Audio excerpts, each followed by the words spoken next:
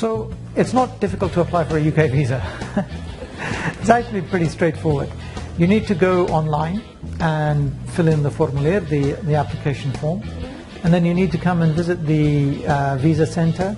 We have 3 visa centers, one in Jakarta, one in Surabaya, one in Bali, and you need to give your biometric data. You need to tell us why you're going to the UK, where you're going to go, and you need to tell us show us that you can afford to go. Beyond that, there's no problem. So, the number of applications is up. So last year, 52,000 Indonesians applied for and received UK visas. That's an increase of 33% on the previous year. So the fact that the numbers are going up so fast shows that the demand is high. You're right, Indonesians want to go to the UK, but it also shows that there is not a problem with our visas. And then of the people who applied for visas, 96% get their visas. So the rejection rate is only 4%. Now, when we compare to other markets, other countries, actually a 4% rejection rate is very low. So what that tells us is that Indonesians who want to go to the UK, they're bona fide visitors. They have good reasons to go, they can afford to go, we know they're not going to stay in the UK, they're going to come home. Silakan, ayo ke UK, no problem. Visa is valid for tourists and for business visitors and other short-term visitors. So there's no different visa form or visa category. It's one visa category, our standard visa category. If you're going to the UK as a student, so you're going to do a 1-year or multi-year course of study, then there's a special category of visa, a student visa. You have to show us that you have an acceptance letter from the university and that you're able to afford the fees, that you have a scholarship or family money or however you're going to pay. But as I say, the number of Indonesian students is going up. So last year, almost 20%. So the demand is at record levels, and they're applying for their visas, they're successfully getting their visas, and they're having a fantastic experience in British universities, and then coming home and building their country and succeeding in their work and their lives here in Indonesia. So, first of all, as I said, the number of Indonesian students going to the UK is going up fast every year. There are a number of scholarship schemes. There's, of course, the Indonesian government's own scholarship scheme, the LPDP program, which is very successful, a fantastic scheme.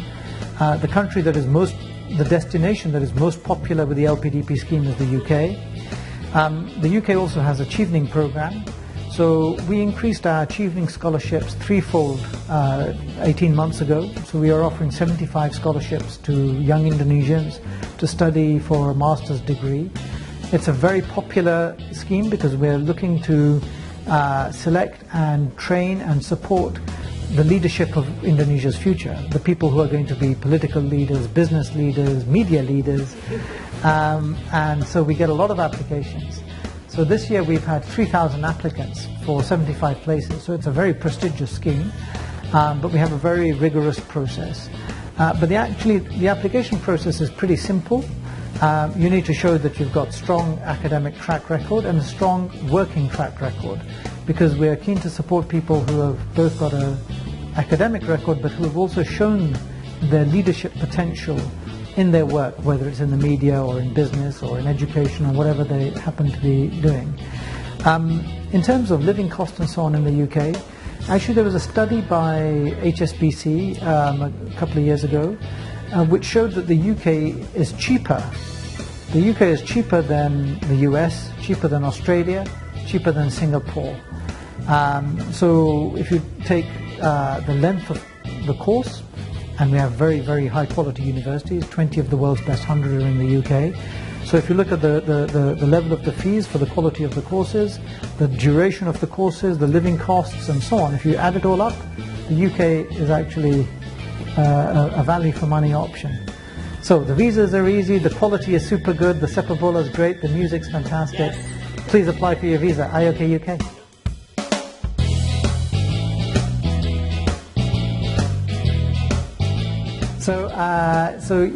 So you're right, in the UK the Muslim community is a minority, but it's a very significant minority. So 5% of our people are Muslim, that's about 3 million British nationals. 10% of London is Muslim, 30% of Birmingham. So it's a minority, but it's a very important minority in the UK. So if you go to the supermarkets in the big cities, you will see Ramadan offers enticing, the Muslim community into the supermarkets. On Eid, you will see in the big cities there's a real sense that we are, in a celebratory mood. Always the Prime Minister and other political leaders will have iftars and give Eid greetings. So yeah, the community is a minority, but it's a very important minority in the UK. Of course, there are still differences in terms of celebrating Ramadan from Indonesia, because in Indonesia the Muslim community is a majority. But actually, it's good fun in the UK too. You can enjoy Ramadan, you can enjoy Hari Raya Idul Fitri. There's no obstacles to worship and enjoying the holy month. In terms of myself, actually I'm going to stay in Jakarta for Lebaran, so I don't have a plan for Mudik. I will be here through Lebaran, but after Lebaran I will pulang kampung. I will go back to London and see my family and my friends, and I have some work back in London, and indeed I'll take a little bit of holiday and refresh myself and then come back to Jakarta and get on with it.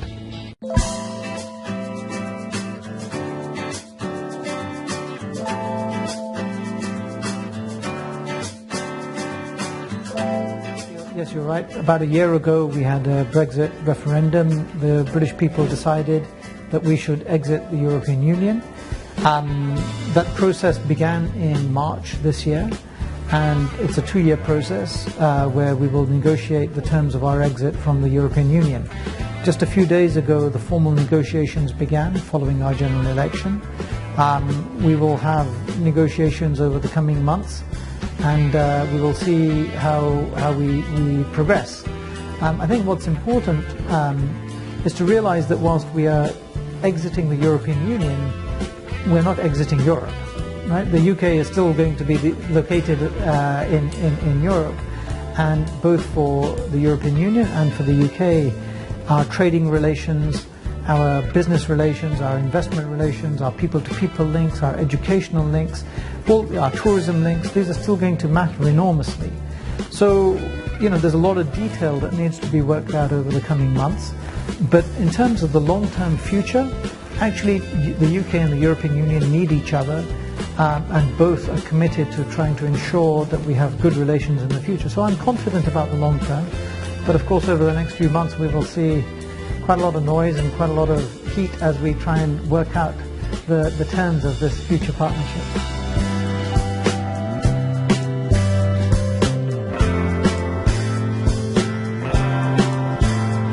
So our relationships are very friendly. Okay, we have, the second biggest French city in Europe is London. Okay, and we have thousands of Britons who are living in France, who are living in Spain. So, we are close, culturally close.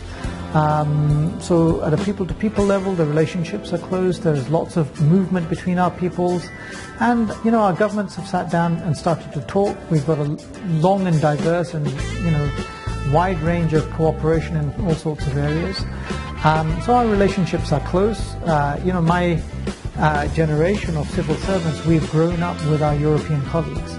So we think in similar ways, we understand how each other works. It's easy for us to sit down and work together, to collaborate together, whether it's in London or in Brussels or actually here in Jakarta. I see a lot of my European colleagues. We work really well together. We have shared interests. We work to support each other. And I'm actually confident that that will continue even after the UK leaves the European Union.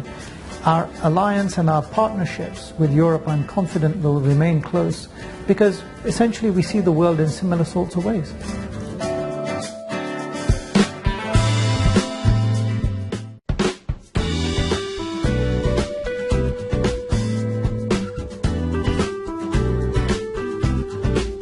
So the relationship between the UK and Indonesia is growing and getting closer all the time. Just over a year ago, President Jokowi visited the UK. The year before that, our Prime Minister visited Indonesia. I think in the coming weeks, I hope Ibu Retno, the Foreign Minister of Indonesia, will also visit the UK. In the last few months, we've had visits from the Finance Minister, Sri Mulyani, Ibu Rini, the State-Owned Enterprises Minister has just been to the UK. So we have a very rich dialogue. Now, over the last 2 years, we've signed 7 MOUs in different fields for cooperation, including Asian Games, including science and research and technology, higher education, creative industries, maritime, of course, policing. So we have a very rich set of relationships between our countries. We're working on lots of issues. Economic issues are very important to both countries, so the President has made the economic agenda and investment his top priority. We're doing lots of trade and business together. I think there's enormous potential for that in the future. Last year, trade between us grew by around 5%. I hope that it will continue to grow in the coming years. British businesses are major investors in Indonesia. We're responsible for about 1 million Indonesian jobs. So I think there's a lot of prospect on that economic side. But of course it's much wider. We're working together on higher education, research, counter-terrorism, counter-extremism, climate change, defense cooperation, many areas. And it's a very rich relationship based on the fact that we are 2 G20 countries. And in our modern world, we need to work together if we're going to ensure our security and prosperity for the future.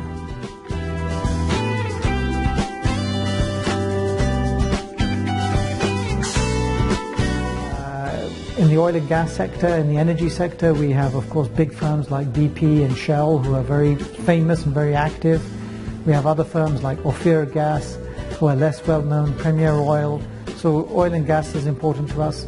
Renewable energy is a really big and upcoming sector. We have world-class capability in marine technology, in geothermal technology.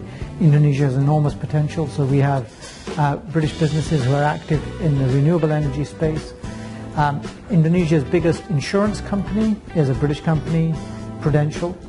HSBC is a major bank. They've just actually merged with Bank Economy and made a $1 billion plus investment in Indonesia in the last few weeks.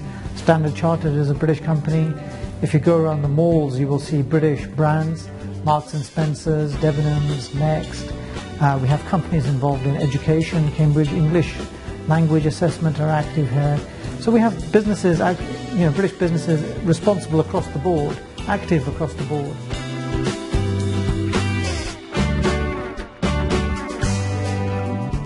So I think one of the things that's really important to me is not just to have government-to-government cooperation or business-to-business cooperation, but actually to ensure that there is cooperation where there are good people-to-people links, where people are able to make friendships, partnerships, collaborations, which actually will continue for the long term.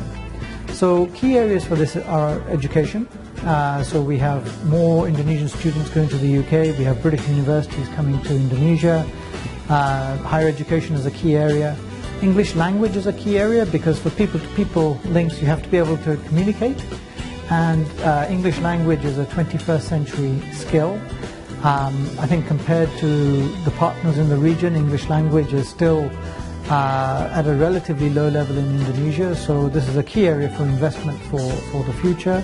Creative industries is another really important area where young people can collaborate and make art together, whether they're performing or painting or making music or making film or doing fashion. So our British Council has been really active in that area. And of course tourism, because when we visit each other we learn a bit more about each other.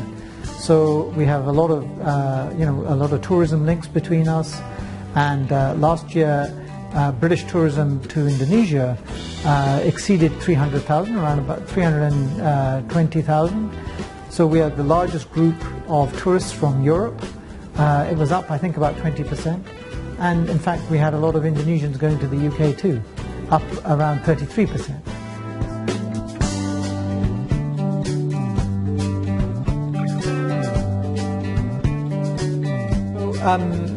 You're right, we've had 3 terrorist attacks in the UK in the last 2 or 3 months. This is a tragic incident, and of course our first thoughts are with the people affected, and their families and their friends. But equally we've seen terrorist attacks not just in the UK but across Europe, in the Middle East, and of course here in Indonesia. Just a couple of months ago now we had the attack in Kampung Melayu here in Jakarta. So we now live in a world where actually it is possible that we may all suffer terrorist attacks. So what's required is actually vigilance, working with the security services to try and ensure security, and the UK police have been very, very active. Over the last 10 years we had a very strong track record. In the last few months we've had these attacks, but the police and the government are absolutely determined to ensure security in the UK. And what's also important is that we're able to collaborate, because this is an international problem that crosses borders. And to deal with this in terms of countering terrorism and countering extremism, we have to work together. But my message for British visitors to Indonesia is be vigilant, but come to Indonesia. This is a very safe country. And my message to Indonesian visitors to the UK is that the UK is as safe, if not safer, than Indonesia. So please don't be afraid of the incidents that have occurred.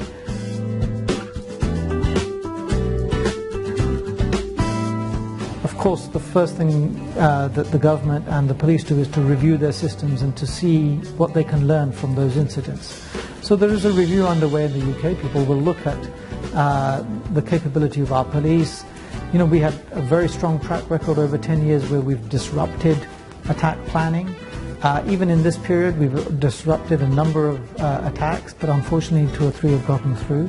So we'll review our systems and see what we need to do to tighten up to try and disrupt attack planning. We will also look at what lessons need to be learned in terms of the government's response.